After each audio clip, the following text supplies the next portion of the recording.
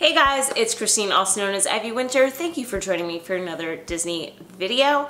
So I am back from California and didn't have the best time at Disneyland. And I wanted to talk about what happens if you go to Disney and it doesn't work out the way that you expected to. I think a lot of people spend a lot of money on these vacations or any vacation.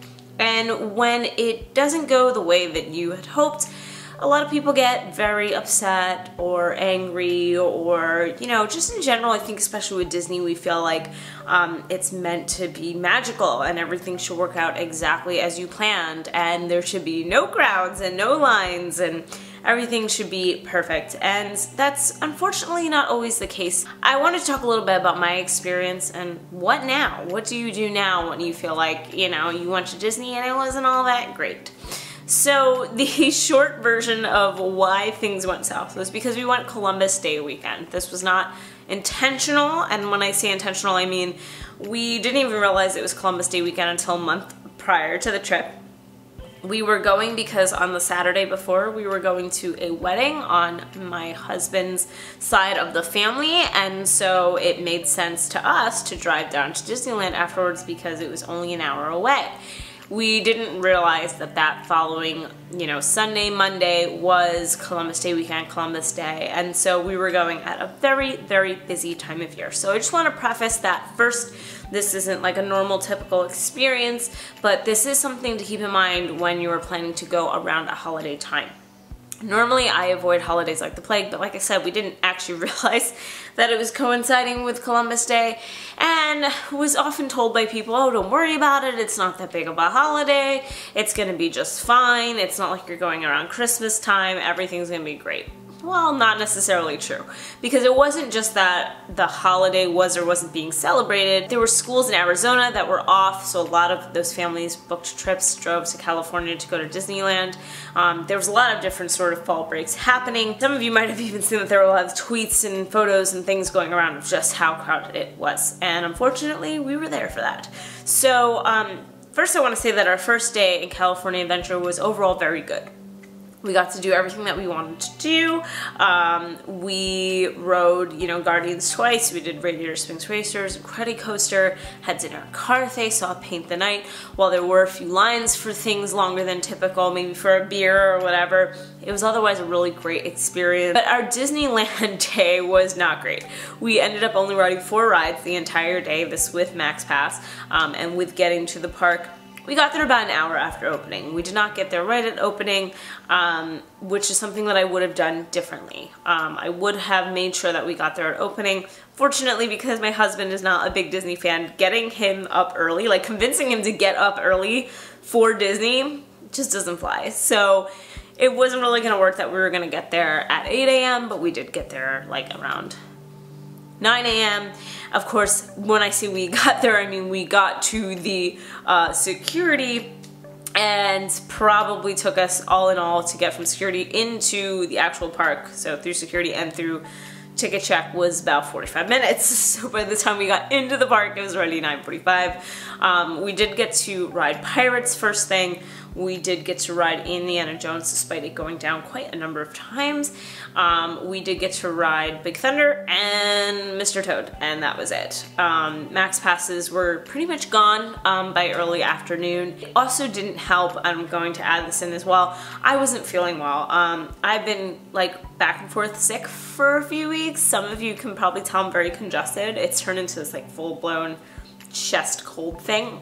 But I was dizzy for about 3 weeks, and it turns out there was something going on inner ear, just horrid sinus thing. I was feeling incredibly dizzy as I'm at Disneyland with all of these crowds and all of that, so it's part of why we also bailed around 9 p.m. We caught the fireworks, and even though the park was open for 3 more hours, I physically couldn't do it. So there you go, everything that could go wrong goes wrong, right? It's very, very crowded. We run out of Max passes. We have issues while waiting in line for things. Indiana Jones broke down while we were waiting in line, which made our wait longer. I'm feeling sick. Like, everything that could just kind of compound on itself did. A lot of people say, well, what now? Like, I spent all this money and I'm so angry, and my vacation just didn't happen the way that I wanted it to.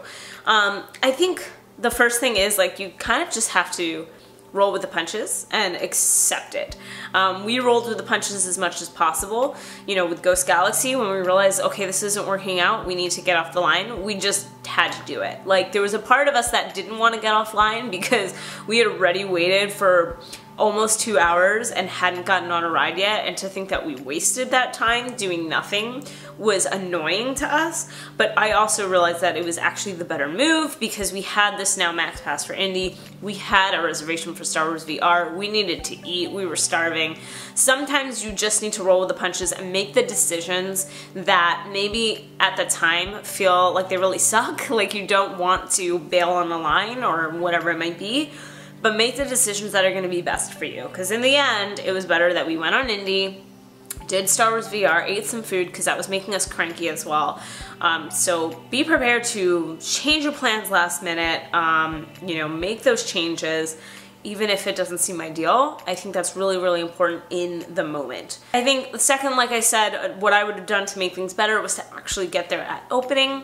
I was in a situation where, unfortunately, being with another person who wasn't as open to doing it made it kind of difficult. So I think know your party, know what they want to do. If you're by yourself, even better, because you can kind of go and, you know, get there early if you want to, but 100% do go for a rope drop. It makes all of the difference. I think in my situation, like, I'm understanding that it was a holiday and there's really nothing I can do about that. You know, we just chose a bad day. It wasn't intentional. I can't get mad at the fact that kids were off from school and that people decided to go here on their vacation.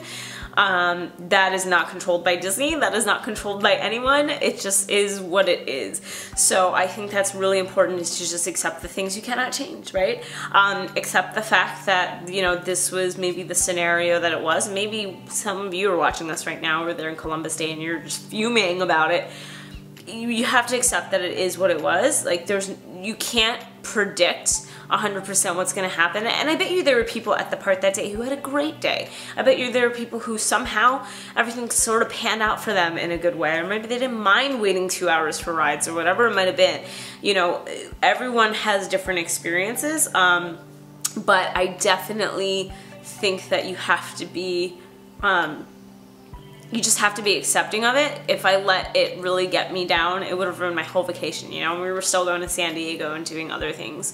Am I bummed that I didn't get to do Haunted Mansion Night Before Christmas? Yeah. Am I bummed I didn't get to do Ghost Galaxy? Yeah.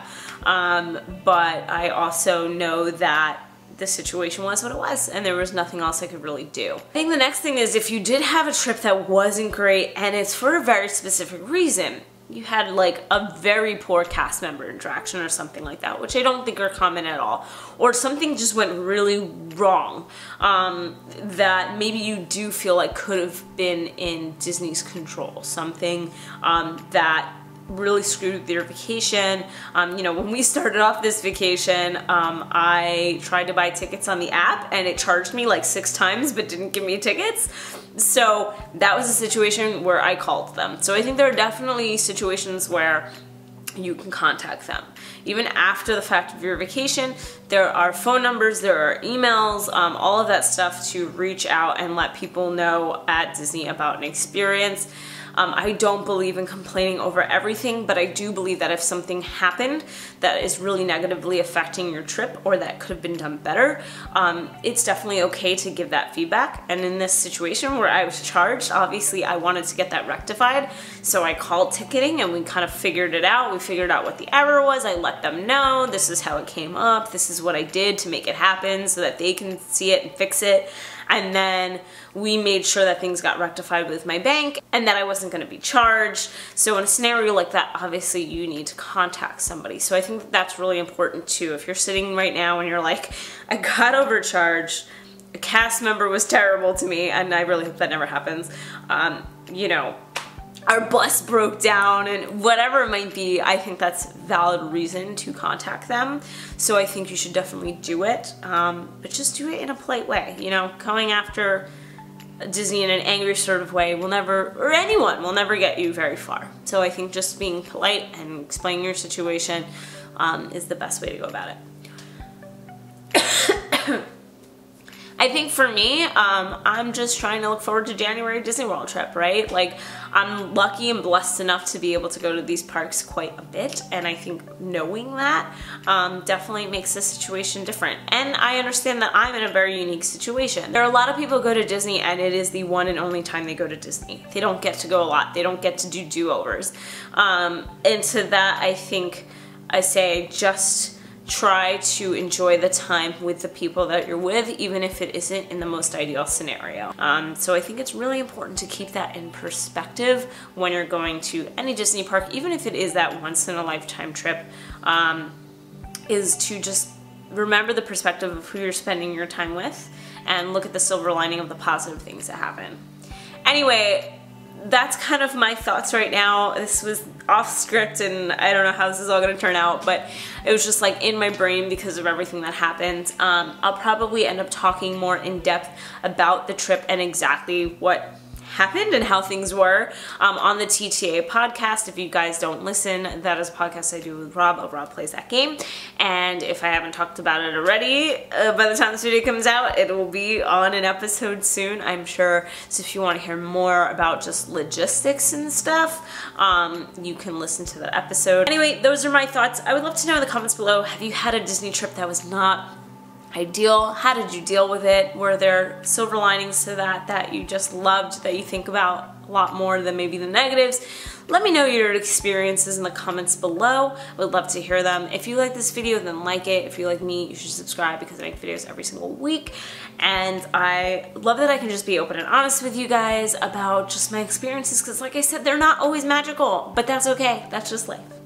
Thank you so much for watching and have a great rest of the day.